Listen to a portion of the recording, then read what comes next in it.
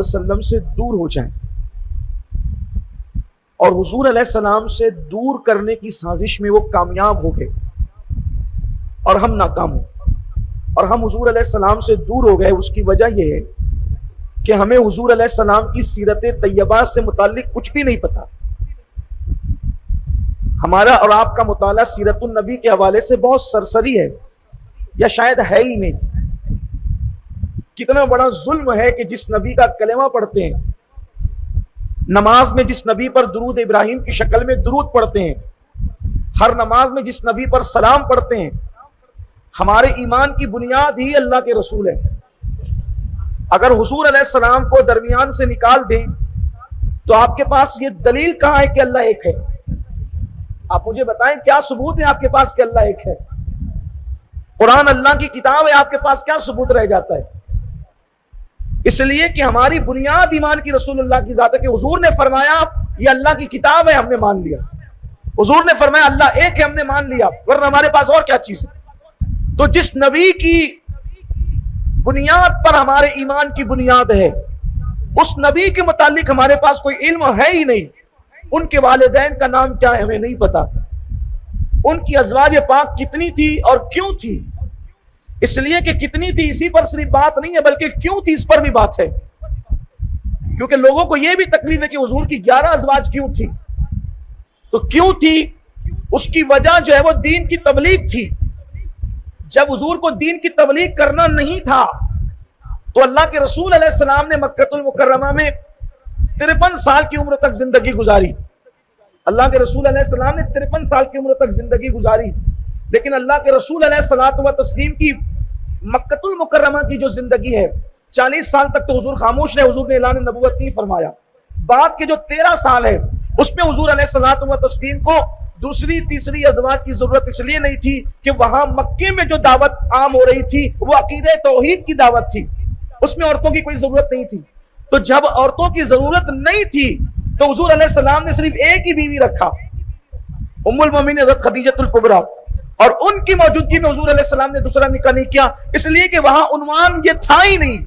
वहां तो उन्वान अल्लाह की तौहीद थी और हुजूर उसके लिए काफी थे।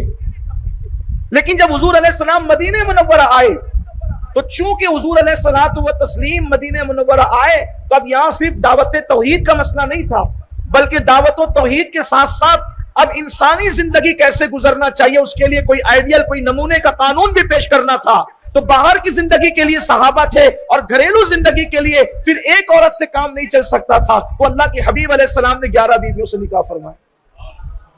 उसके पीछे हिकमत ये थी, और बल्कि 10 से निकाह किया, 11 वो तो उम्मुल मोमिनीन हज़रत खदीजा तो पहली बीवी थी। इस तरह की बेशुमार हिकमतें, ये तो मैंने एक बात बताई, ऐसी बेशुमार हिकमतें हैं। अगर हमसे कोई पूछ ले जो कलेमा नहीं पढ़ता कि तुम्हारे नबी ने 11 क्यों किया, तो वह तो आप ही का ईमान ढीला पड़ जाएगा। जवाब देगा हाँ यार क्यों किया, माज़अल्लाह, और हाँ यार क्यों किया, ये किया। तो फिर आप नबी के बारे में अगर मशकूक आप हो गए तो आपका ईमान कहां रह जाता है। तो ये अगियार की साजिश है, अगियार की साजिश है कि तुम्हारे नबी से तुम्हें दूर कर दिया जाए। कि तुम्हें हीरो की जिंदगी तो पता है मगर नबी की जिंदगी नहीं पता है, तुम्हें सीरियल के अदाकारों की जिंदगी तो पता है, रसूलुल्लाह की जिंदगी नहीं पता है। और वल्लाह जितनी बेहतर और खूबसूरत जिंदगी अल्लाह के रसूल की है, कायनात में इतनी अच्छी जिंदगी किसी की हो ही नहीं सकती। उम्मुल मोमिनीन सैयदा आयशा सिद्दीका से किसी ने पूछा कि अल्लाह के रसूल के अखलाक क्या थे, उनकी सीरत क्या थी, उनकी जिंदगी क्या थी, तो उम्मुल मोमिनीन ने जवाब क्या दिया, क्या तूने कुरान नहीं पढ़ा, काना खुल्कुहुल कुरान। उनकी पूरी जिंदगी तो कुरान के मुताबिक थी, उनकी पूरी जिंदगी कुरान है, या कुरान में बयान कर दी गई है, या जो कुरान में बयान किया गया है उसी के मुताबिक तो उनकी जिंदगी है। हुजूर अलैहिस्सलातु व तस्लीम की शान ये है, उनसे बेहतर जिंदगी किसी की नहीं, उनसे बेहतर शान किसी की नहीं, उनसे बेहतर मुकाम किसी का नहीं। लेकिन कितना बड़ा अलमिया है, जिस नबी का कलमा पढ़ते हो उस नबी को औलाद कितनी थी हमें ये नहीं पता। लेकिन मैं सीबीसी का रोना रोने की बजाय मैं ये चाहता हूं आज कि आपके सामने जिक्र करूं। एक रिवायत के मुताबिक हुजूर अलैहिस्सलाम की 6 औलादें थी, जिसमें से 2 बेटे थे और 4 बेटियां थी। ये हमें याद रखना चाहिए। हुजूर के दोनों बेटे बचपन में फौत हो गए, विसाल फरमा गए, और हुजूर अलैहिस्सलाम की 4 बेटियां थी, जिसमें से हुजूर अलैहिस्सलाम की 3 बेटियां, उनकी शादियां भी हुई और वो हुजूर अलैहिस्सलाम की ज़ाहिरी हयाती में पर्दा फरमा गई। हुजूर अलैहिस्सलाम की एक बेटी बची थी, सैयदा फातिमा ज़हरा रज़ियल्लाहु ताला अन्हा, उन्होंने भी हुजूर अलैहिस्सलाम के 6 महीने के बाद पर्दा फरमाया। हुजूर के मुतालिक मालूमात हासिल करो, हुजूर अलैहिस्सलाम की सीरत तैयबा पढ़ो। बहरहाल तो आज मैं हुजूर अलैहिस्सलातु व तस्लीम के हवाले से गुफ्तगू करना चाहता हूं, हुजूर अलैहिस्सलाम के अखलाक से मुतालिक, हुजूर अलैहिस्सलाम के अखलाक करीमाना से मुतालिक। देखिए, किसी इंसान के अंदर अगर एक खूबी होती है तो किसी में 2 होती है, किसी में 3 होती है, किसी में 4 होती है। खूबियां जैसे जैसे बढ़ती जाती है वैसे वैसे इंसान से अकीदत बढ़ती जाती है। लेकिन इंसान के अंदर खूबी होती है तो खूबी के साथ इंसान में खराबी भी होती है। जैसे मिसाल के तौर पे जैद बहुत अच्छा मुकर्रिर खतीब है, एक खूबी है, लेकिन वो चिड़चिड़ा भी है, ये खराबी है ना। इसी तरीके से जैद खतीब भी है, आलिम भी है, 2 खूबी हो गई, लेकिन वो चिड़चिड़ा भी है और वो बदअखलाक भी है, 2 खराबी हो गई, है ना। इसी तरीके से खूबियां 10 होती है, खराबी 1 होती है, कभी 2 होती है, कभी 1-2 खूबी होती है, 10-12 खराबियां होती है। ये हर इंसान का मामला है।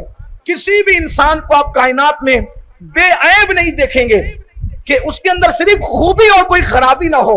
अगर वो जात है तो मेरे और आपके आका मुस्तफा जान रहमत के साथ अल्लाह ने उनके अंदर सिर्फ खूबी ही खूबी रखी है, उनमें कोई खराबी का तस्वुर नहीं है। ये सहाबा कहते हैं, ये उम्मत का अकीदा है, और ये कुरान ने भी कहा, ये हदीस ने भी कहा। हजरत हसन बिन साबित कहते हैं, व अहसनु मिनका लम तरअत ऐनी व अजमलु मिनका लम तलिद निसा खुलिक़त मुबर्रअन मिन कुल्लि ऐबिन कअन्नका क़द खुलिक़त कमा तशा।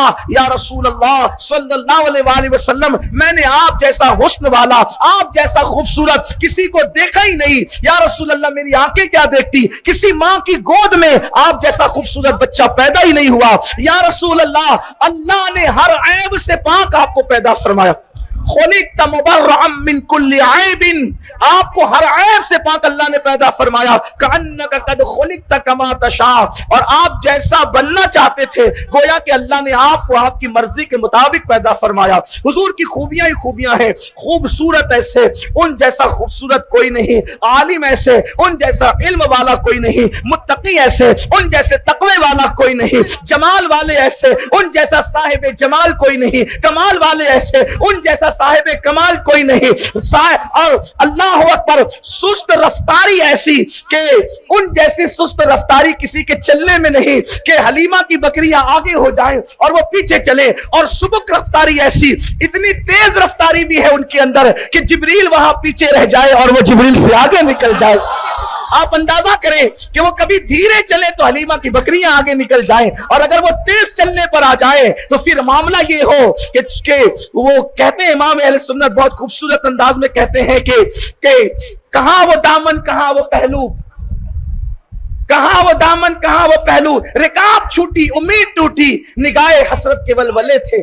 तो कभी अगर वो सुबुक रवी पर आ जाएं, बल्कि यहां तक के अल्लाह अकबर कहती थी ये बुराक से, उनकी सुबुक रवी यूं जाइए कि गर्दे सफर को खबर ना हो। तो हर खूबी अल्लाह ने उनमें अता की, अखलाक, किरदार, इल्म, हिल्म, सारी चीजें। आइए उनकी अखलाक करीमाना हमें सीखना होगा। हमने अपने नबी की सीरत पहली बार पढ़ी नहीं, सुनी नहीं, और अगर कभी पढ़ी और सुनी तो उसको हमने नमूने के तौर पे नहीं लिया, जबकि कुरान कहता है लक़द कान लकुम फी रसूलिल्लाहि उस्वतुन हसना, कि तुम्हारे लिए तुम्हारे नबी की जिंदगी आइडियल है, नमूना है। आप किसी को आइडियल ना बनाएं, इसलिए कि जिसमें ऐब हो वो आइडियल कैसे बन सकता है। आइडियल कौन बन सकता है? जो कामिल और मुकम्मल हो, और हमारे नबी इंसान कामिल है।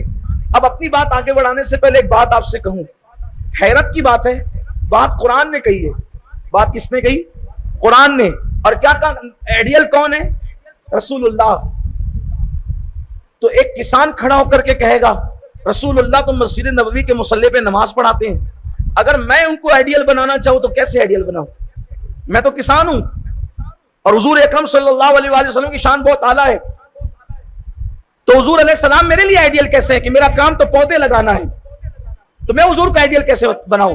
कुर्बान जाए, मेरे नबी ने सलमान फारसी के बाग में जाकर पौधे लगाकर किसानों को भी आइडियल वाला नमूना अता फरमा।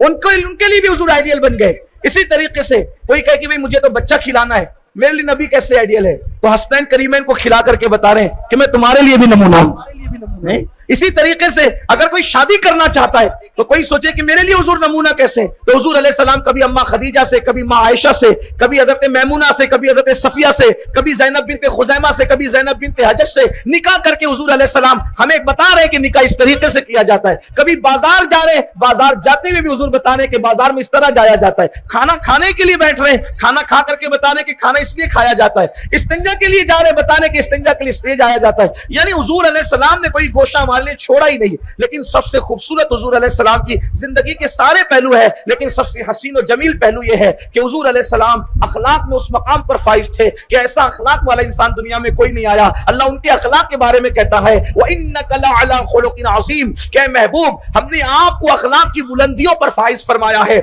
आपके अखलाक खुलुक़ अज़ीम है और आप बहुत बड़े अखलाक के मालिक है। अब आइए देखिए अल्लाह के रसूल अलैहिस्सलाम के अखलाक के नंबर 1, हुजूर अलैहिस्सलातु व तस्लीम ने अपनी पूरी जिंदगी में अपनी जात के लिए कभी किसी को डांटा नहीं।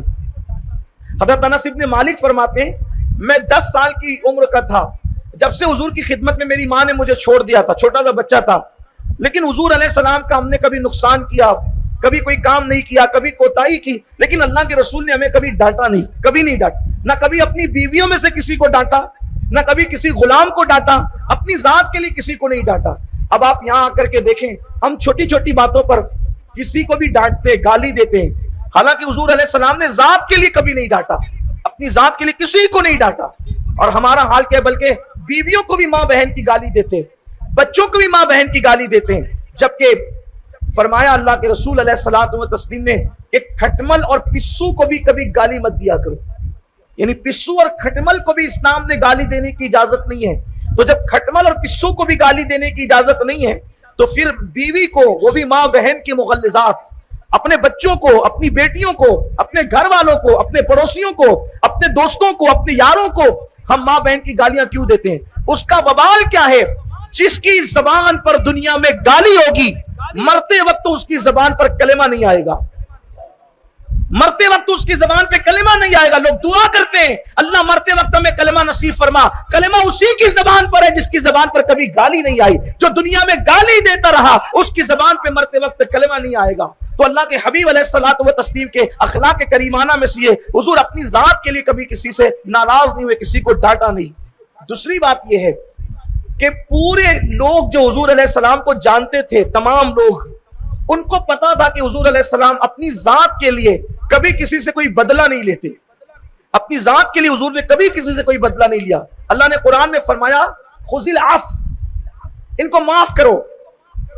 तो जब ये आयत नाजिल हुई तो अल्लाह के रसूल अलैहिस्सलाम ने जिब्रील से पूछा, ए जिब्रील इसका माना क्या है?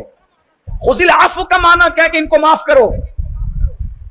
जिब्रील इसका माना क्या है? तो जिब्रील ने कहा या रसूल अल्लाह मैं अल्लाह से पूछकर अर्ज करता हूं। जिब्रील गए अल्लाह की बारगाह में, यानी अपने मकाम पर सिदरा गए, और जाने के बाद अल्लाह से पूछा तो वापस आकर के बताया कि अल्लाह फरमाता है खुज़िल अफ़्व का माना यह है कि जो तुमसे दूर भागे तुम उसके करीब जाओ।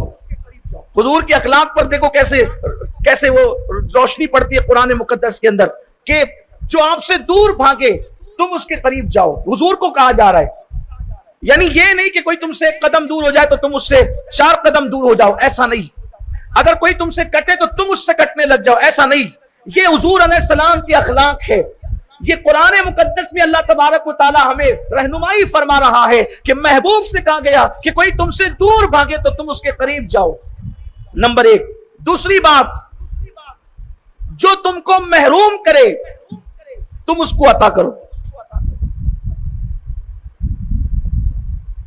जो तुमको महरूम करे, जो तुमको कुछ देता नहीं हो तुम उसको अता करो। जो दूर भागे उसके करीब जाओ, जो दूर भागे उसके करीब जाओ।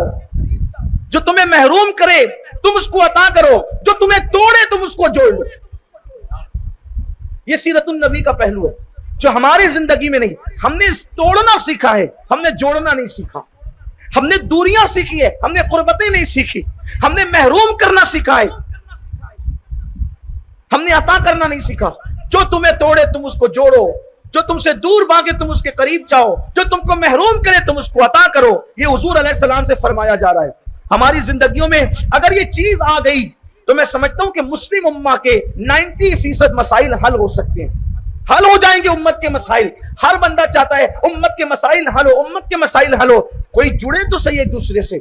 हमने अपने दिलों के अंदर इतने नफरतों के कुत्ते बिठा रखे हैं, हमने अपने दिलों के अंदर इतनी नफरतों की गंदगियां बिठा रखी है कि एक मुसलमान दूसरे मुसलमान से मिलना नहीं चाहता, एक मुसलमान दूसरे मुसलमान को सलाम करना नहीं चाहता, एक मुसलमान दूसरे मुसलमान से जुड़ना नहीं चाहता, एक पड़ोसी दूसरे पड़ोसी से जुड़ना नहीं चाहता। अल्लाह अकबर। उस्ताद शागिर्द से जुड़ना नहीं चाहता, बाप बेटे से जुड़ना नहीं चाहता, औलाद माँ बाप से जुड़ना नहीं चाहती, पड़ोसी पड़ोसी से जुड़ना नहीं चाहता। जबकि इस्लाम जोड़ने के लिए आया था। इस्लाम का मकसद है जोड़ना, और इस्लाम ने ऐसा जोड़ा कि मशरिक वालों को मगरिब से, मगरिब वालों को मशरिक से, शिमाल वालों को जुनूब से। क्या तुम्हें नहीं पता अरब वाले गुरूर और घमंड करते थे, हम अरबी हैं, हमसे बेहतर कोई नहीं है। रसूलुल्लाह ने उनके दिलों से वो सारी चीजें निकालकर ऐसी कायनात के इंसानों की मोहब्बत पैदा कर दी थी कि फारूक आजम अरबी थे और बिलाल हबशी हबशी थे, लेकिन फारूक आजम अरबी होकर भी बिलाल को बिलाल कहकर नहीं पुकारते थे, या सैयदना बिलाल कहकर पुकारते थे। ऐ बिलाल तू मेरा सरदार है, ऐ बिलाल तू मेरा सरदार है, ये कहकर के पुकारते थे। ये इनकलाब मुस्तफा जान रहमत के अखलाक की वजह से था। अल्लाह के रसूल अलैहिस्सलाम के मुतालिक लोगों को यकीन था जो हुजूर को जानते थे। हुजूर किसी से बदला नहीं लेते अपनी जात के लिए, हत्ता के देहात वालों को भी यकीन था कि हुजूर अलैहिस्सलाम अपनी जात के लिए किसी से बदला नहीं लेते। हजरत अनस रावी हैं, हजरत अनस इब्ने मालिक रावी हैं, वो कहते हैं कि अल्लाह के रसूल सल्लल्लाहु अलैहि वसल्लम माल तकसीम कर रहे थे। हुजूर के पास माल था, हुजूर तकसीम कर रहे थे। एक देहाती आया, एक अरबी देहाती आया, और हुजूर अलैहिस्सलाम के जिस्म पर चादर थी।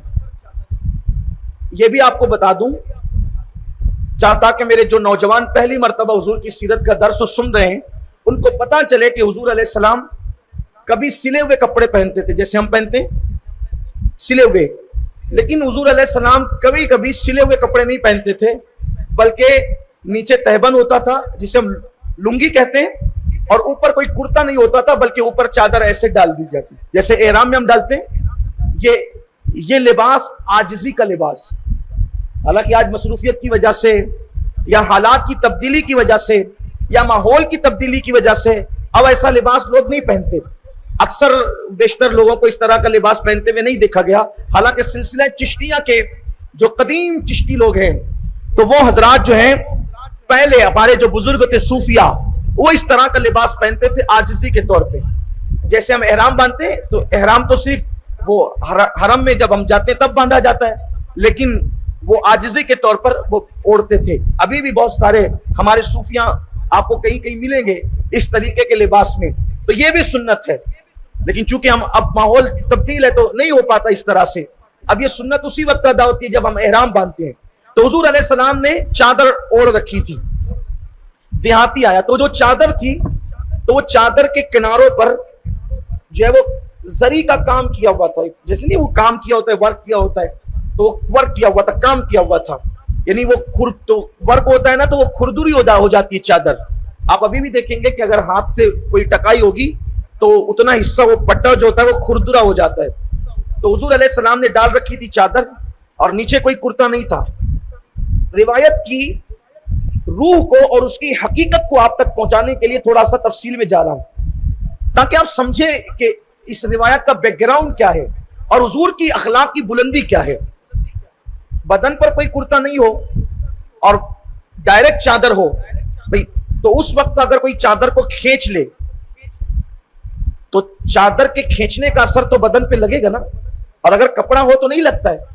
तो वो देहाती पीछे से आया और उसने हुजूर अलैहिस्सलाम की चादर को पकड़ के यूं खींच लिया। अगर बदन पे कुर्ता भी और चादर खींची जाए तो ये बेअदबी थी। किसी आम इंसान के साथ भी ऐसा नहीं किया जा सकता, चाहे जाए के सैयदुल अंबिया के साथ, सैयदुल बशर के साथ, खैरुल बशर के साथ, जिसकी रजा अल्लाह चाहता हो। अल्लाह कुरान में फरमाता है, वला सौफ युतीका रब्बुका फतरदा, ए महबूब अन करीब आपका रब आपको इतना अता करेगा कि आप राजी हो जाएंगे।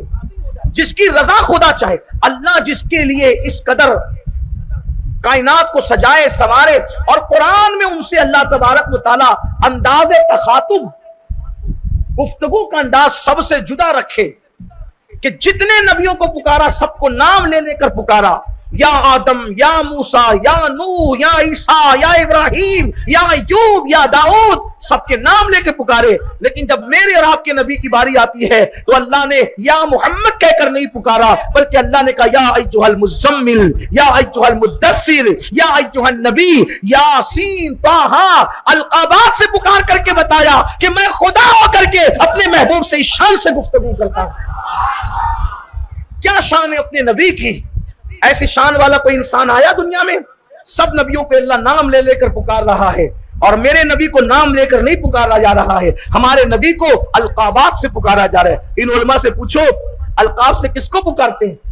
अलकाब से किसको पुकारते हैं? जिसको इज्जत देते हैं, जिसकी इज्जत को जाहिर करना होता है, उसको अलकाबात से पुकारते हैं। वो सारे नबी भी इज्जत वाले हैं, शान वाले हैं, लेकिन अल्लाह ने जो शान हमारे नबी को अता फरमाई है, वो शान अल्लाह ने नबियों में भी किसी को अता नहीं फरमाई। खल्क से औलिया, औलिया से रसूल, और रसूलों से आला हमारा नबी। उसने चादर खींची, जैसे उसने चादर, वो देहाती था, उसने जैसे ही चादर खींची तो हुजूर अलैहिस्सलाम की गर्दन पर वो खुरदुरी चादर का निशान पड़ गया। लाल चट्टा जैसे पड़ जाता है, और हुजूर का जिस्म था बहुत खूबसूरत, चांदी की तरह हुजूर का रंग था। जैसे चांदी होती है, ये सिर्फ समझाने के लिए है, वरना चांदी की भी हैसियत क्या है? उनके कदमों की खैरात है सोना और चांदी, तो लेकिन सिर्फ समझाने के लिए बदन बड़ा चमकदार था। मेरे इमाम कहते हैं, जिससे तारीक दिल जगमगाने लगे, जिससे तारीख कहते हैं अंधेरे को, तारीकी अंधेरा, जिससे तारीक दिल जगमगाने लगे, उस चमक वाली रंगत पे लाखों सलाम। बड़ा चमकता रंग था, बहुत उजला रंग था। रंग की चमक का आलम यह था कि हुजूर अलैहिस्सलाम जब गुफ्तगू करते थे तो आपके दांतों से शुआएं निकलकर दीवार पे पड़ती थी। कायनात में ऐसा कोई इंसान नहीं आया जिसके दांतों से रोशनी निकलकर गुफ्तगू, वो हंसते थे, उनका हंसना कहकहा लगाकर नहीं होता था, वो मुस्कुराते थे तो जब वो दांत नजर आते थे तो रोशनी निकल के दीवारों पर पड़ती थी, दांत से यूं शुआएं निकलती थी। और कभी गुफ्तगू करते थे तो भी नूर की शुआएं निकलती थी, दीवारों पे पड़ती थी। बल्कि बात आई है रोशनी की और शुआओं की, उम्मुल मोमिनीन सैयदा आयशा सिद्दीका फरमाती हैं, रात का वक्त था, मैं एक मर्तबा अपने कपड़ों पे पेवन लगा रही थी, अपने कपड़ों को सिल रही थी, पेवन लगा रही थी। ऐसे में अचानक हवा आई और मेरे घर का चिराग बुझ गया, मेरे हाथ से सुई छूटी और गिर गई। मैं अंधेरे में सुई ढूंढने लगी, लेकिन मुझे सुई मिली नहीं। इतने में हुजूर आए और मुस्कुरा के कहा, क्या कर रही हो? तो मुस्कुराया तो ऐसे दांतों से रोशनी निकली कि मैंने अपनी गुमशुदा सुई को उठा लिया। आपने ये नहीं फरमाया कि ढूंढ लिया। देखो, एक होता है ढूंढना और एक होता है गुमशुदा चीज को उठा लेना।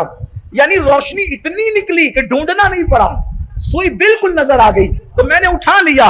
इसी को कहा इमाम ने, सो जने गुमशुदा मिलती है तबस्सुम से तेरे, सो जने गुमशुदा मिलती है तबस्सुम से तेरे, शाम को सुबह बनाता है उजाला तेरा, शाम को सुबह बनाता है उजाला तेरा। तो कैसे शान वाले रसूल है, लेकिन हमने जुल्म ये किया है उनकी जिंदगी को डिस्कस करने की और अपनी जिंदगी में लाने की।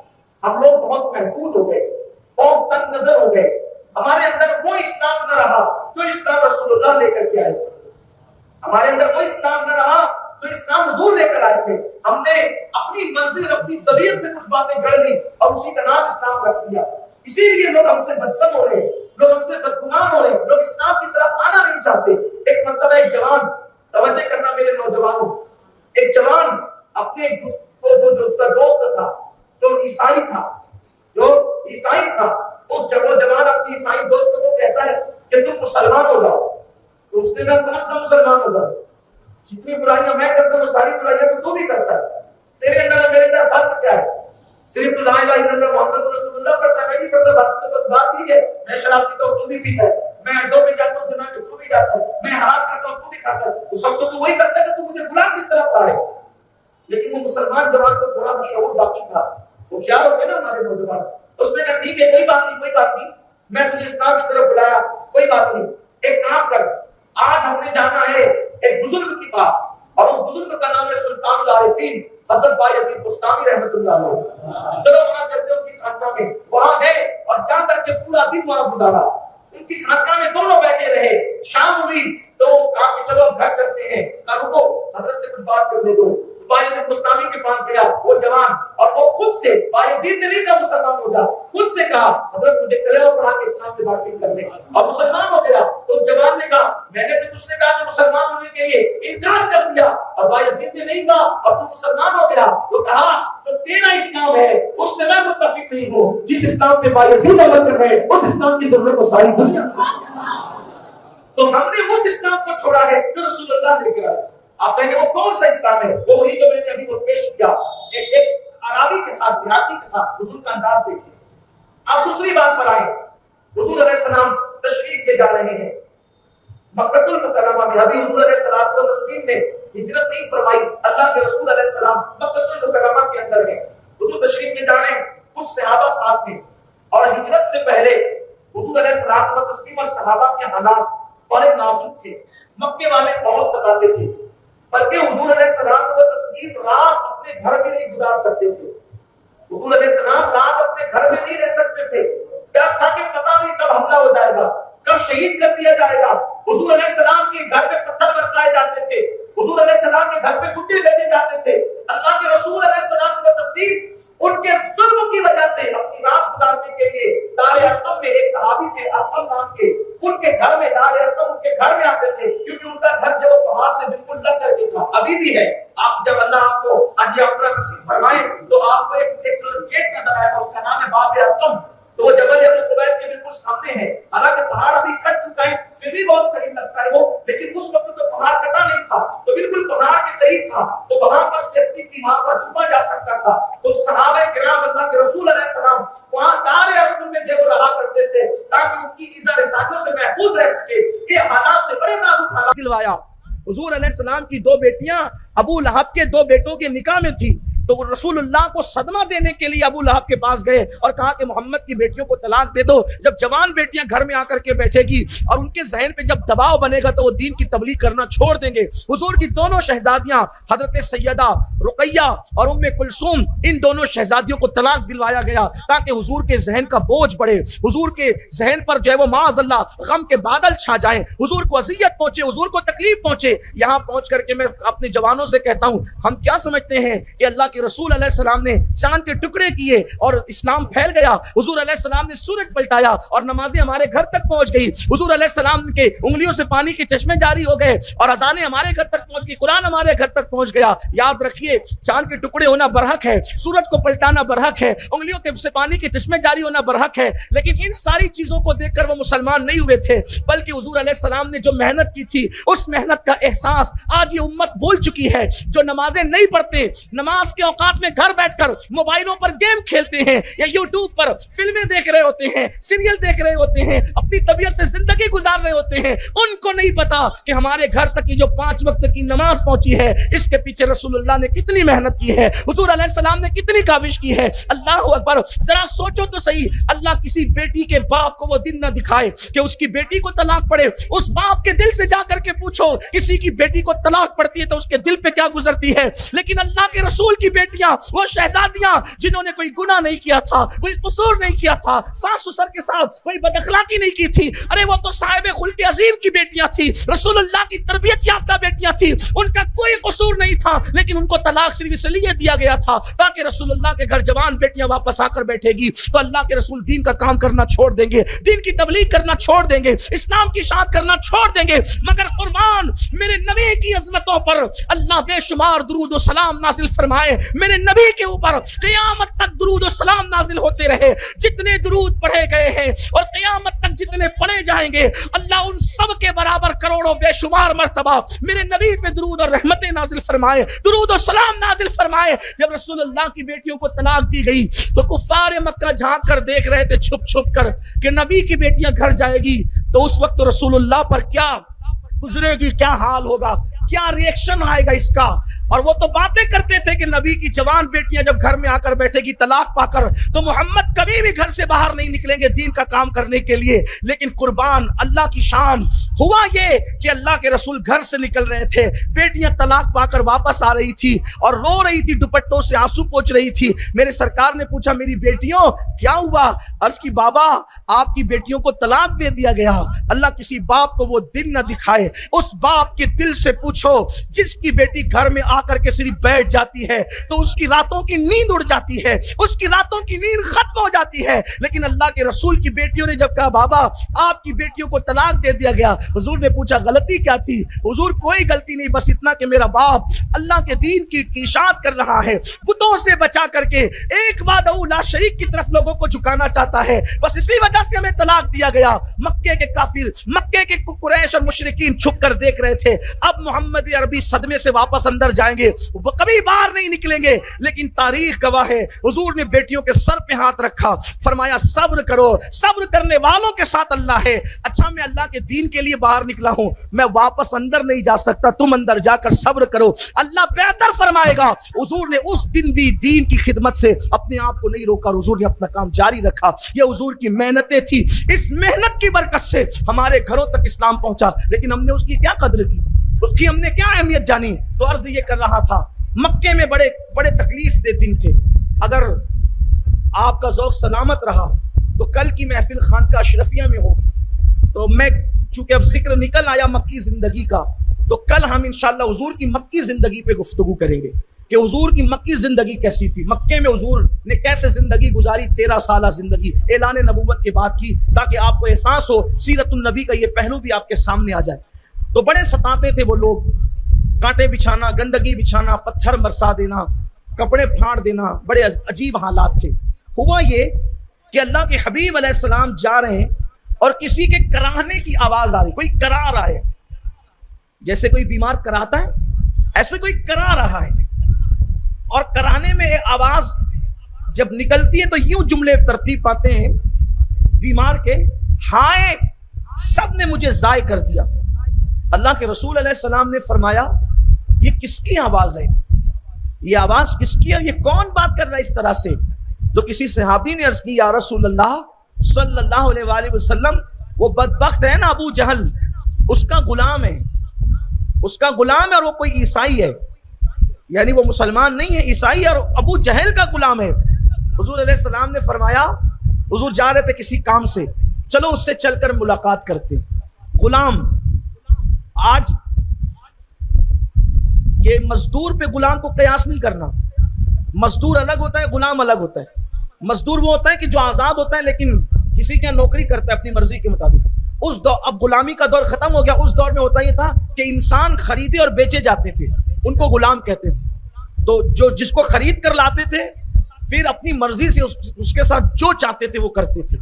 जानवरों से ही बदतर सलूक गुलामों के साथ होता था। हत्ता के गुलाम लोगों का हाल ये था कि गुलाम लोग आजाद लोगों के साथ खड़े नहीं रह सकते थे, उनके साथ खा नहीं सकते थे, उनके साथ पी नहीं सकते थे, उनके साथ बैठ नहीं सकते थे। गुलामों का ये हाल था। और हुजूर क्या फरमा रहे, चलो उससे मिलते हैं, वो बीमार है उससे मिलते हैं, अभी मुसलमान भी नहीं है, ईसाई है वो, लेकिन अब हुजूर ने कह दिया चलो मिलते हैं, तो किसकी मजाल है कि हुजूर को रोके गए, उसके बिस्तर पे जाके अल्लाह के रसूल अलैहिस्सलाम बैठ गए। हुजूर अलैहिस्सलाम की एक आदत थी, ये भी सुन्नत सीख लीजिए, कि जब किसी मरीज से मिलने जाते थे तो हुजूर अलैहिस्सलाम उसके बिस्तर पे जाकर उसके करीब बैठते थे। आज हमसे ये सुन्नत भी छूट रही है। हम क्या करते हैं पता है, मुंह पे कपड़ा लगा करके दूर खड़े रहते हैं, कैसे हैं आप, तो आप तो उस पर टेंशन बढ़ा रहे हैं, उसको लगेगा कि यार मुझे कोई बहुत बड़ी बीमारी है इसीलिए वो नाक पे रुमाल रख करके मेरी खैरियत पूछी जा रही है। अल्लाह के बंदो, बीमारी आपको उससे उड़कर नहीं लगेगी, अगर आपकी तकदीर में बीमारी है तो आपको लगेगी, ये आपका ईमान होना चाहिए। साइंस जो कहती है हम उसकी मुखालफत नहीं कर रहे हैं, लेकिन आपको यह भी बता रहे बहैसियत मोमिन आपको यह यकीन रखना चाहिए, अगर मेरी तकदीर में यह बीमारी है तो मुझे लगेगी, वरना नहीं लगेगी। और अगर आपका ईमान इतना मजबूत नहीं है, फिर मुंह पे रुमाल नहीं, फिर पूरी चादर लपेट कर जाए तो कोई बात नहीं है। इसलिए कि जिसका ईमान मजबूत नहीं उसको कोई बात कही नहीं जा सकती। मुसलमान ईमान के मामले में कमजोर हो गया है, यकीन के मामले में कमजोर हो गए। और जिस दिन मुसलमान वो यकीन पाले जो यकीन सहाबा के पास था, अल्लाह फिर उसके दोबारा उसके दिन उसको लौटाएगा। मुसलमानों के अच्छे दिन फिर पलट करके आएंगे, मुसलमानों के सुहाने दिन फिर पलट करके आएंगे। यकीन उठ गया है। और बड़ी माजरत के साथ सिर्फ सुनने वाले ही थोड़े कमजोर नहीं, ढीले ढाले नहीं पड़े, बोलने वाले भी कमजोर हो गए। बोलने वाले भी तो सुनने वालों पे क्या असर है। यकीन बहुत बड़ी चीज है। देखो जहां यकीन होता है वहां खौफ नहीं होता। बात आई तो आपको बताऊं, जहां पर शक होता है वहां खौफ होता है, और जहां यकीन होता है वहां खौफ। आसान लफ्जों में आपको समझाता हूं। कोई बंदा है, समझ लो कि आपके ये इलाके का नाम क्या, टेंशन चौक, क्या बोलते हैं, अंसारगंज। तो अंसारगंज का ये जो चौक है, एक कोई लड़का छोटा सा 17-18 साल का छोटा सा चक्कू लेकर के खड़ा है, चक्कू खोल करके। तो सब उसको ऐसे देखेंगे और इधर उधर से निकलेंगे। क्यों? उसके हाथ में चक्कू है, उसके हाथ में मार न दे, मार न दे। ठीक, वजह उसको पहचानते नहीं है, उसको जानते नहीं, तो शक है मार न दे, शक है मार न दे, शक है मार न दे। ठीक, इससे बड़ा औजार, इससे तेज औजार जिसको वस्तुरा कहते हैं। आप हजाम की कुर्सी पे जाकर के बैठे, उसने वस्तुरा निकाला, पहले तो तेज करते थे, अभी नहीं करते, अभी तो नया निकालते हैं। तो वस्तुरा निकाला, आप बैठे हैं आंख बंद करके, वो कभी इधर से काटता है, कभी इधर से काटता है, कभी यहां से काटता है, बिल आखिर वो कभी कभी यहां आकर के रख देता है। सच बोलना, मस्जिद में बैठे हो, वो यहां ला करके रखता है, फिर भी आपको कोई परेशानी होती है, कोई टेंशन होता है? क्यों नहीं होता? यकीन है, मारेगा नहीं। अरे अगर हजाम पे यकीन हो जाए तो बंदा इतने बड़े औजार को यहां रखकर भी सुकून की सांस ले रहा है, आंख बंद करके बैठा है। हजाम पे यकीन होने की बरकत यह है, तो जिसको खुदा पे यकीन हो जाए उस बंदे के सुकून का आलम क्या हो। हजाम पे यकीन कर लिया, हजाम पे यकीन कर लिया तो शायद रग पर वस्तुरा है, फिर भी पुरसुकून है। किसके यकीन की बुनियाद पे? हजाम। अरे जितना यकीन हजाम पे करते हो, इतने गिर गए, उतना यकीन भी अपने अल्लाह पे नहीं कर रहे हो, उतना यकीन भी कुरान हदीस पे नहीं कर रहे हो। कौन से मुसलमान हो और कौन सा इस्लाम है? फिर वही बात कह रहा हूं, जो इस्लाम हुजूर लेकर आए थे। मानना पड़ेगा कि कहीं ना कहीं हम उससे दूर हो रहे हैं। यह भूला हुआ सबक हमें याद करना पड़ेगा। आज मुसलमान जो मौत से डर रहा है ना, इसीलिए डर रहा है। क्या होगा? मैं कहता हूं ये दुनिया से अच्छी है कब्र, जाकर तो देखो। मसला ये कोई जाना नहीं चाहता है। आप कहेंगे कि भाई आपको कैसे पता अच्छी है? मैं वही कह रहा हूं, यकीन की बात है, क्योंकि मेरे नबी ने फरमाया मोमिन की कब्र जन्नत के बागों में से बाग है। जब मेरे नबी ने कह दिया कि वो जन्नत के बागों में से बाग है, अब मैं किसी की नहीं सुनता, इसलिए कि मुझे यकीन है मेरे नबी ने कह दिया, तुम्हारे मुंह से जो निकली वो बात हो के रही। अब मुझे मेरे अमाल नहीं देखना। अगर मैं मोमिन हूं तो मुझे यकीन है मेरी कब्र जन्नत के बागों में से बाग है। अब बताओ, दुनिया और जन्नत के बाग में तकाबुल करो तो बेहतर कौन है? जन्नत का बाग। आप कहेंगे वो तो इतनी सी है, करवट भी नहीं ले सकते। मैंने कहा वो उनकी है जो नबी पे यकीन नहीं करते, वो उनकी है जो खुदा पे यकीन नहीं करते, वो उनकी है जिनका यकीन खत्म हो गया है, वो करवट भी नहीं ले सकते, बिल्कुल नहीं लेंगे, क्योंकि वो जन्नत का बाग है भी नहीं। इसलिए कि मोमिन यकीन वाले को कहते हैं। मोमिन कौन है? यकीन वाला। शक मत करो, जो शक करेगा वो मोमिन नहीं, वो मुनाफिक है। इसी को हुजूर शेखुल इस्लाम ने बहुत खूबसूरत अंदाज से कहा है। मेरे मुर्शिद इजाजत हुजूर शेखुल इस्लाम कहते हैं, यकीन वाले कहां से चले कहां पहुंचे। यकीन वाले कहां से चले कहां पहुंचे। जो अहले शक हैं अगर में मगर में रहते हैं। जो अहले शक मत बनो, अहले यकीन बनो। यकीन होगा तो कोई टेंशन आपको नहीं होगा, मरने का भी टेंशन नहीं होगा, क्योंकि अगर आप मोमिन हैं तो आपकी कब्र जन्नत के बागों में से बाग है। फिर वह करवट लेने का मसला नहीं है। फिर वहां मेरे आका फरमाते, फिर यकीन की बात, हुजूर ने फरमाया कि मोमिन की कब्र ता हद्दे निगाह कुशादा की जाती है। देखने में इतनी छोटी सी है, लेकिन वो जहां तक नजर जा रही है वहां तक कुशादा है। उसमें जन्नत का बिस्तर होता है, जन्नत की खिड़की खोली जाती है। अब आप कहेंगे इंसान कितना सोएगा यार, कब्र में सोते सोते बोर नहीं होगा, थकेगा नहीं? अब फिर यकीन की बात, देखो ये सब बातें गैब की है, गैब दा नबी सब बता रहे हैं। आका फरमाते हैं कि जब मोमिन को कब्र में रखा जाता है वो सो जाता है।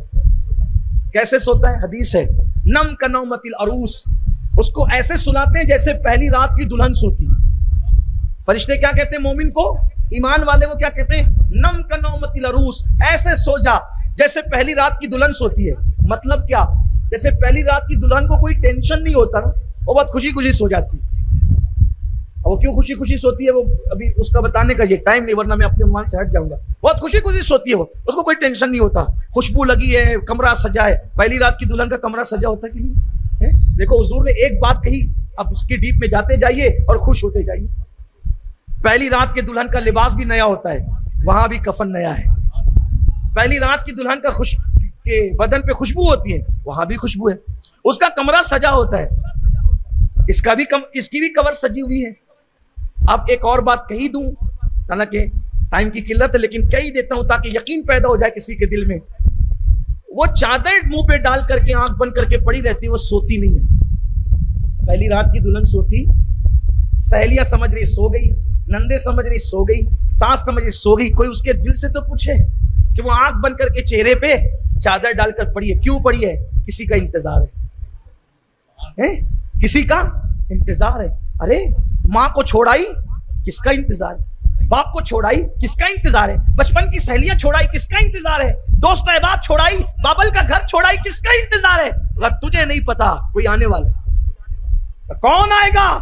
कि वो मेरा महबूब आएगा, वो महबूब आएगा और वो चादर हटाएगा, और चादर हटाएगा तो बरसों के ख्वाब पूरे हो जाएंगे, बरसों के ख्वाब शर्मिंदा ताबीर हो जाएंगे। यही तो पहली रात की दुल्हन है। कुर्बान मेरे नबी पर, एक जुमला कहा और समुंदर को कूजे में समेट दिया। फरिश्ते कहते हैं सो जैसे पहली रात की दुल्हन सोती है। तो जैसे दुल्हन सोती है, इत्र लगा के, खुशबू लगा के, नए कपड़े पहन के, आंख बंद करके, किसके इंतजार में?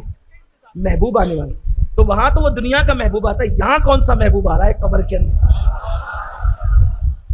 ये कब्र में कौन सा? फिर बात आई यकीन की, फिर बात आई यकीन, कौन सा महबूब आ रहा है? ये हदीस है, बुखारी शरीफ उठा करके आप पढ़े, ये नम का नौमतिल रूस में वहीं से सियासी तर्ज पढ़ रहा हूं आपके सामने। कौन महबूब आ रहा है? पहली रात की दुल्हन के, जो पहली रात की दुल्हन की तरफ रहे, कहा उसका महबूब उसका शौहर है, और मेरा महबूब वो है जिसका मैं कलमा पढ़ा करता था। और जब हुजूर आते हैं तो फिर क्या होता है, तो आपको देखने के बाद ही पता चलेगा। अलबत्ता हमें इतना पता है कि कब्र में लहराएंगे ता हश्र चश्मे नूर के, जलवा फरमा होगी जब तलात रसूलुल्लाह की। और किसी ने बहुत अच्छे अंदाज से कहा, माजी करीब के किसी शायर ने, कि कब्र में सरकार आए तो मैं कदमों पे गिरूं, कब्र में सरकार आए तो मैं कदमों पे गिरूं, गर फरिश्ते भी उठाएं तो मैं उनसे यूं कहूं, अब तो पाए ना से मैं ऐ फरिश्तों क्यों उठूं, मर के पहुंचा हूं यहां इस दिलरुबा के वास्ते। आपकी तलात को देखा जान दी, कब्र में पहुंचा तो देखा आपने, आपकी तलात को देखा जान दी, कब्र में पहुंचा तो देखा आप है। मुस्तफाए ज़ाते यकता आप है, यक को जिसने यक बनाया आप है। हुजूर अकरम सल्लल्लाहु अलैहि वसल्लम, अल्लाह के बंदो यकीन पैदा करो, कब्र भी बहुत खूबसूरत है। किसकी? मोमिन की, जिन्होंने हुजूर से वफा नहीं की, हुजूर की फरमा बरदारी नहीं की, नाफरमानी की, तबीयत के मुताबिक जिंदगी गुजारते रहे, उनकी कब्र का ये हाल नहीं। जो हुजूर से वफा करे, अपनी तबीयत की बजाय हुजूर की शरीयत पर जिए, किसी और को आइडियल बनाने की बजाय रसूलुल्लाह को आइडियल बनाए, फिर उसकी जिंदगी भी बेमिसाल है, उसकी मौत भी बेमिसाल। बात दूर निकल गई। अर्ज कर रहा था कि हुजूर अलैहि सलाम जब जाते थे बीमार को देखने के लिए, उसके बिस्तर पे बैठ जाते, और बिस्तर पे बैठकर फिर उसकी पेशानी पे हाथ रख के कहते थे कैसे हो। पेशानी पे हाथ रख, वो मर्द होता, उसकी पेशानी पे हाथ रख के कहते कैसे हो। सरे बाली उन्हें रहमत की अदा लाई है, हाल बिगड़ा है तो बीमार की बन आई है। जिसके बिस्तर पे वो आके बैठ जाए फिर उसका क्या हाल होगा। और वो अल्लाह अकबर जिसकी पेशानी पे हाथ रख दे, रसूलुल्लाह जिसकी पेशानी पे हाथ रख दे, है नाम में उनके इतना असर, जी उठते हैं मुर्दे भी सुनकर। वो हाल अगर खुद ही पूछे बीमार का आलम क्या होगा। वो बीमार से पूछे कैसे हो, तो पूछते थे कैसे हो, फिर पूछते थे कोई कुछ दिल चाहता है खाने पीने का, क्या खाने का दिल चाहता है, बोलो तो तुम्हें मंगा कर दे। मरीजों के साथ ये करते थे। और जो दिल चाहता था अगर उसके लिए नुकसानदेह नहीं होता था, मंगा कर देते थे कि लो खाओ, लो पियो। और फिर फरमाते थे घबराना नहीं, तुम अच्छे हो जाओ। ये है अयादत का तरीका। और बीमार को देखने जाया करो। मेरे आका अलैहि सलाम फरमाते हैं जो बीमार को देखने जाता है हर कदम पर अल्लाह उसको 1 साल की इबादत का सवाब अता फरमाता। जब तुम बीमार को देखने जाते हो तो तुम रहमतों के फूल चुनते हो, और जब बीमार के पास बैठते हो तो अल्लाह की रहमत में गोता लगाते रहते हो, और बीमार की दुआ अल्लाह रद्द नहीं करता। जो बीमार को देखने जाता है, जब वो बीमार को देखने जाता है तो उसके नामे अमाल में गुनाह रहते हैं। जब बीमार को देखकर वो वापस आता है तो अल्लाह उसके गुनाहों से उसको पाक कर देता है। बीमारों को देखने जाने की बड़ी फजीलत है। तो हुजूर अलैहिस्सलाम का तरीका ये था। हम लोग जाते हैं तो क्या करते हैं, पहले तो इन्हें बता दिया, फिर उसके बाद कहता आपको हुआ क्या है, तो ये हुआ, ये हुआ कि आपको, यानी वो कल मरने वाला वो अभी मरे कि ये हालत, डराते उसको, अरे ये हो गया, ऐसा हो गया। ऐसे नहीं करना मेरे भाई। अल्लाह के रसूल अलैहिस्सलाम आते, उसको हिम्मत दो, इसलिए कि तुमको कुछ नहीं होगा, तुम अच्छे हो जाओगे। क्योंकि अगर उसकी मौत लिखी है तो तुम्हारे जुमले से उसकी मौत थोड़ी टलेगी, लेकिन कम से कम उसका हौसला तो बढ़ेगा। बीमार का हौसला बढ़ाना चाहिए। इयादत का मतलब ये है। तो फिर अल्लाह के रसूल अलैहिस्सलाम उसके खाने पीने की चीज, तो अल्लाह के हबीब अलैहिस्सलाम गए और वो ईसाई जो मरीज था, अबू जहल का गुलाम, उसके बिस्तर पे जाके बैठ गए, और वो बुखार उसको सख्त था, और बुखार के अंदर वो बेचैन था, और वो बुखार के अंदर कुछ का कुछ नहीं। जब बुखार ज्यादा हो जाता है, बहुत शिद्दत का बुखार होता है, तो आदमी कुछ भी बकने लगता है। तो वो बुखार में बकबक कर रहा था और कह रहा था मुझे सबने ज़ाय कर दिया, मुझे सबने ज़ाय कर दिया। वो जब कहता ना मुझे सबने ज़ाय कर दिया, तो हुजूर उसकी पेशानी पे हाथ रख के कहते हैं मगर मोहम्मद तो तेरे सराहने मौजूद है सल्लल्लाहु अलैहि वसल्लम। फिर वो कहता कि मुझे सबने ज़ाय कर दिया, फिर मेरे आका उसकी पेशानी पे हाथ रख के कहते मगर मोहम्मद तो तेरे सराहने मौजूद है। उसको जब तक राहत न हुई, देर तक हुजूर उसके पास बैठे रहे। जब उसको राहत मिली तो हुजूर उठ करके जाने लगे। तो सहाबा ने पूछा या रसूल अल्लाह सल्लल्लाहु अलैहि वसल्लम, एक ईसाई, वो भी अबू जहल के गुलाम के पास आपने इतना वक्त अता फरमाया, आप जरूरी काम से जा रहे थे, वो छोड़कर आप यहाँ बैठ गए। मेरे आका ने फरमाया ऐ मेरे सहाबा, किसी बीमार के सराहने चंद लम्हे बैठ जाना रात भर जाग कर इबादत करने से बेहतर है। चंद लम्हे किसी मरीज के सराहने बैठ जाना पूरी रात जाग कर इबादत करने से बेहतर है। ये अपने नबी का अखलाक है, ये अपने नबी का किरदार है। आइए हम इसको इख्तियार करें, सीरत को पढ़ें, सीरतुन नबी को पढ़ें। उर्दू जबान में भी मुख्तसर किताबें, एक तो बहुत मुख्तसर है गुलदस्ता है सीरतुन नबी, आप अगर चाहें तो ये मरकज पर मिल सकती है आपको, अपने मरकज जामा मस्जिद या रसूलुल्लाह पर। उससे और ज़कीम आपको चाहिए तो मौलाना अब्दुल मुस्तफ़ा आज़मी साहब की, मौलाना अब्दुल मुस्तफ़ा आज़मी साहब की है सीरत मुस्तफ़ा, थोड़ी ये ज़ख़ीम है। और तफसील से पढ़ना है तो ज़ियाउन नबी नाम की किताब है पीर करम शाह अज़हरी साहब की, उसको एक बार आप पढ़ लें, एक मरतबा आप उसको पढ़ें, हुजूर की सीरत को पढ़ें। इसी तरह एक किताब और आई है हज़रत अमीर सुन्नी दावत इस्लामी की लिखी हुई है पैगम्बर रहमत सल्लल्लाहु अलैहि वसल्लम, एक बार उस किताब का मुताला करें। मेरी गुजारिश है जिस नबी का जब कलमा पढ़ते हो उनकी सीरत हमें पता होनी चाहिए। कम से कम इतना तो पता हो कि अगर कोई गैर मुस्लिम हमसे पूछ ले कि तुम्हारे नबी से मुतालिक ये बात है तो तुम क्या कहते हो, तो आप कम से कम उसको एक्सप्लेन कर सको, उसको समझा सको, उसको बता सको, उसको मुतमईन कर सको। अगर मैं तो आपसे ये कहता हूँ, हम बहुत सारी चीजें हमें करने की जरूरत नहीं है, हमें सही तौर पर सिर्फ अपने नबी पाक की सीरत पेश करने की जरूरत है। अगर आज भी दुनिया में हमने अपने नबी की सीरत पेश कर दी ना, तो मैं उम्मीद करता हूँ कि लोग इस्लाम के दामन में पनाह लेने पर मजबूर हो जाएंगे। मेरी तकरीर खत्म हो गई, लेकिन अगर आप मुझे थोड़ा सा वक्त दे तो मैं आपको बताऊं कि हुजूर की सीरत क्या है। एक बात बताऊंगा, आपको समझ में आएगा कि कितने लोग मुतासिर होंगे, आपको समझ में आएगा हुजूर की सीरत क्या है। यहां तक किसी की नजर पहुंची नहीं जहां तक मेरे नबी की नजर पहुंची। एक सहाबी थे, नौजवान सहाबी, उनका बच्चा गुम हो गया। एक नौजवान सहाबी, देखो हुजूर की सीरत का बाप देखो। ये आप बताएं ना, गैर मुस्लिमों को बताएं, ईसाइयों को बताएं, यहूदियों को बताएं, मुशरिकों को बताएं।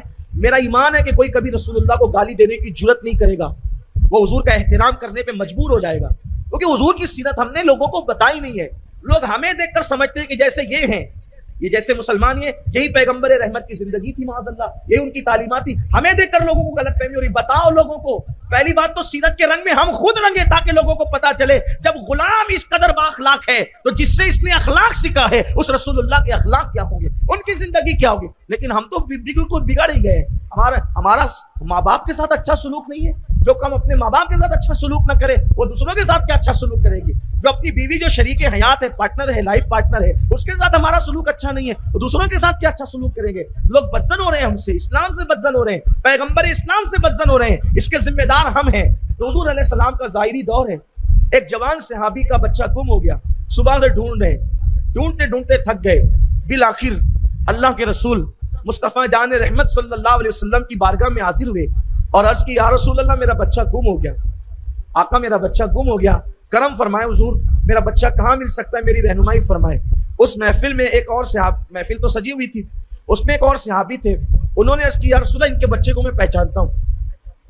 ऐसा होता है ना कि मोहल्ले के लोग मोहल्ले के बच्चों को सभी को पहचान, या रसूल अल्लाह मैं इनके बच्चे को पहचानता हूँ, वो फुला सहाबी का जो खजूर का बाग है उसमें बहुत सारे बच्चे खेल रहे हैं, उन्हीं बच्चों में इनका बच्चा भी खेल रहा है, मैंने देखा है। जैसा इन्होंने सुना देर से बच्चा गुम था, खड़े हुए और जाने लगे, हुजूर ने फरमाया इधर आओ, मेरे पास आओ। वो लौट करके आए तो अल्लाह के रसूल अलैहि सलाम ने फरमाया देखो वहां मदीने के अक्सर बच्चे खेल रहे हैं, तो जब तुम जाना, जाहिर सी बात है तुम जाओगे तो बेकाबू, यहीं से तुम बेकाबू हो, तो वहां जाकर तो बच्चे को देखकर और बेकाबू हो जाओगे, उसको सीने से चिमटाओगे, चूमोगे, बेटा बेटा कहकर पुकारोगे। ऐसा कुछ नहीं करना तुमने, वहां जाके ऐसा कुछ नहीं करना। अपने बच्चे को लेना वहां से, और लेने के बाद बेटा बाद में कहना, चूमना बाद में, सारा प्यार बाद में देना। उन्होंने पूछा या रसूल अल्लाह सल्लल्लाहु अलैहि वसल्लम, क्या बच्चों के हवाले से कानून बदल गया? आप ही ने तो हमें चूमने का, प्यार करने का, मोहब्बत करने का बच्चों से तरीका सिखाया। जो प्यार नहीं करते थे बच्चों से, आपने फरमाया जो रहम नहीं करता उस पर रहम नहीं किया जाता। लेकिन या रसूल अल्लाह आप ऐसा क्यों फरमा रहे हैं, वहां क्यों ना करें, कोई खास बात है?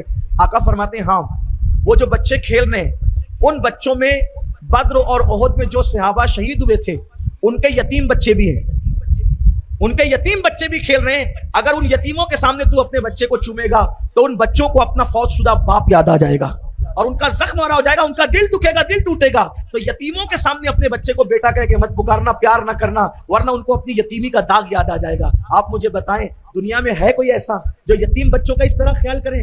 तो ये अपने नबी की सीरत है, इस सीरत को आम करने की जरूरत है। बड़ी माजरत के साथ हमने सबकी सीरत का प्रचार किया, हमने बहुतों की सीरत का प्रचार किया, हम पूरी जिंदगी इस लीडर उस लीडर, इस बंदे उस बंदे, सबकी जिंदगियां बयान करते रहे। लेकिन अगर हमने किसी की जिंदगी बयान करने में कोताही की है तो वो उस रसूल की जिंदगी है जिसकी शान में अल्लाह ने पूरा कुरान नाजिल फरमाया।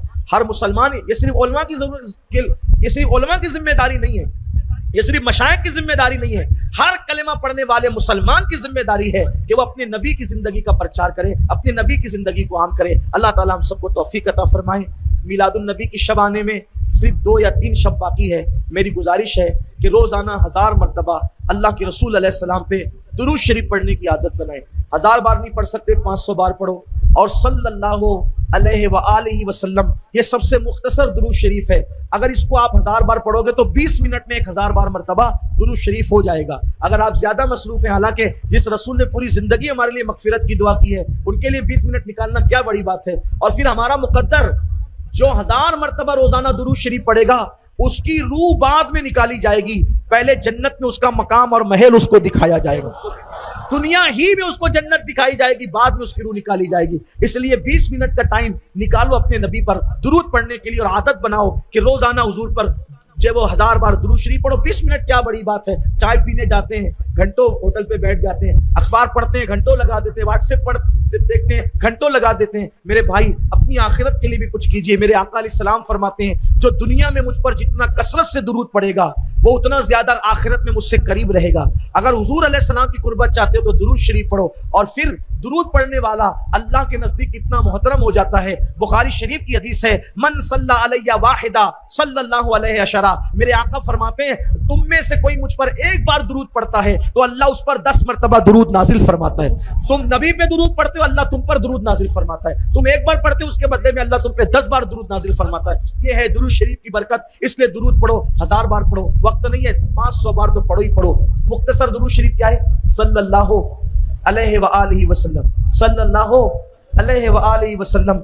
जो 1000 बार दुरूद पढ़ेगा, कसरत से दुरूद पढ़ेगा, मरने के बाद उसके जिस्म को कब्र की मिट्टी नहीं खा सकती, उसका जिस्म सही सलामत रहेगा। ऐसे बहुत सारे लोगों को देखा गया जो दुरूद पढ़ने के आदी थे तो अल्लाह ताला ने उनके जिस्मों को कब्र में महफूज रखा, उनका कफन भी मैला नहीं हुआ। इसलिए दुरूद शरीफ पढ़ने की आदत डालें। दुरूद की बहुत बरकत है। एक शख्स था बहुत पापी, बड़ा मुजरिम, बड़ा गुनहगार, अपने बेटे के साथ हज के लिए निकला, रास्ते में उसका इंतकाल हो गया।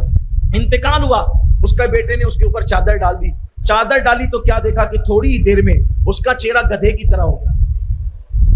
जा रहा था हज के लिए, गुनहगार इतना था कि हज को तो पहुंच नहीं पाया, लेकिन मरा तो चेहरा गधे की तरह हो गया। और बेटे को और सदमा हुआ, पहले तो ये मर गया, उसके बाद बाप का चेहरा गधे की तरह हो गया, शक्ल बदल गई। रोया, रोते रोते आंख लगी। जब आंख लगी तो क्या देखा कि ख्वाब में एक नूरानी चेहरे वाले, काली जुल्फों वाले, सियाह दाढ़ी वाले, जिनके बदन से खुशबू की लपेटें उठ रही थी और लिबास बिल्कुल साफ सुथरा था, साफ और शफाफ था लिबास। वो आने के बाद चादर हटाई और उसके चेहरे पे हाथ फेरा। जब हाथ फेरा तो उसका चेहरा 14वीं रात के चांद की तरह चमकने लगा।